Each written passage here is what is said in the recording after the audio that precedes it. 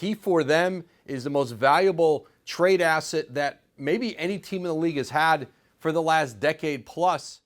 For more now, let's welcome in our Adrian Wojnarowski, who actually broke this news. What can you tell us, Woj? Adrian is here.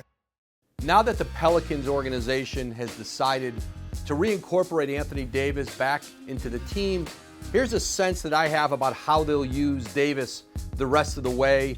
He'll likely play few, if any, back-to-backs, and I think the nights of him playing 40-plus minutes, he's averaging 37 now, are over. I think his minutes are going to go down.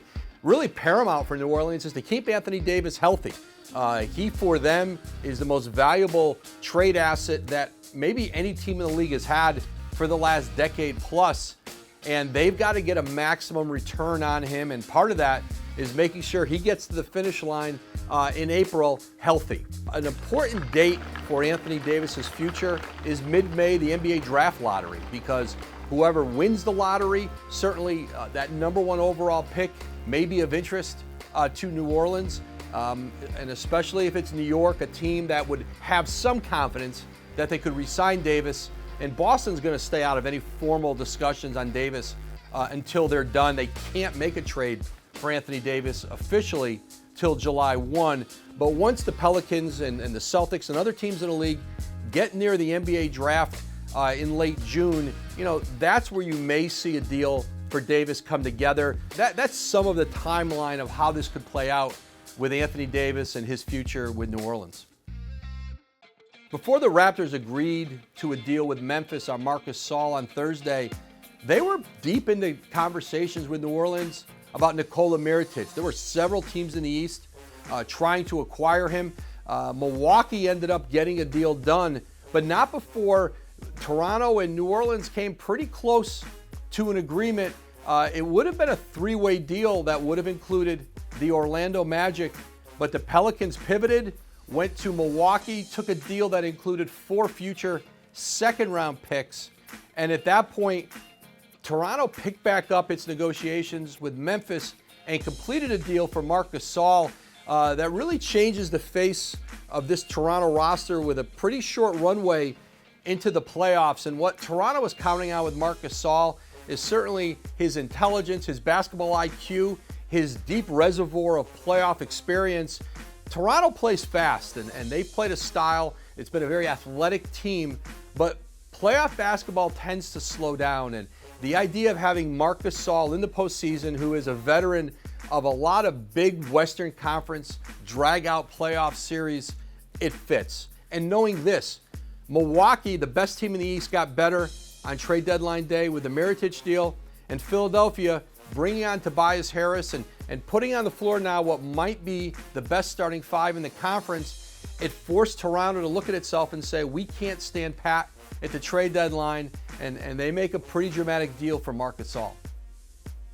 The Orlando Magic had done a lot of research on Markelle Fultz. They had had conversations on and off for several weeks with Philadelphia about a potential trade, and ultimately decided that this was a low-risk, high-reward deal, and he's only 20 years old. And the chance to get him into their environment, to no longer look at him really as the number 1 overall pick, the pressure that existed in Philadelphia for a player who they moved up in the draft to select from 3, who cost them another future first-round pick, that all washes away in Orlando. He is a reclamation project, and Orlando doesn't feel any pressure to put him on the court the rest of this season.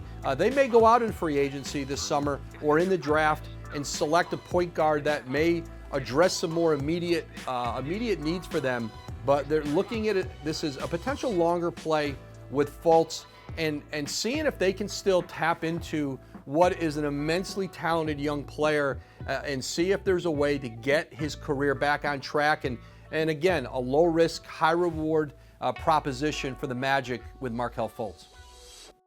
In the moments after Kristaps Porzingis found out he had been traded to the Dallas Mavericks, there was a lot of uncertainty about what that would mean going forward for him. He had given the Knicks a short list of teams that he had hoped that they might trade him to.